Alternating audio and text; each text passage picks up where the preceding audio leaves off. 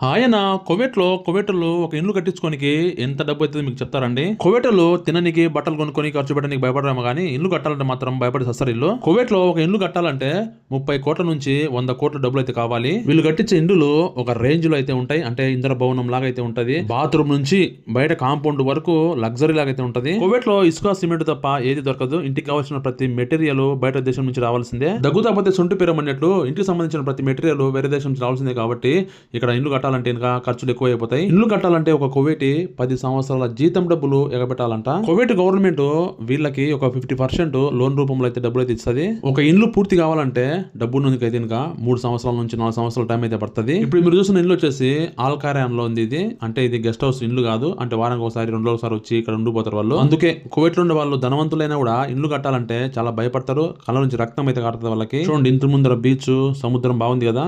Please like and subscribe.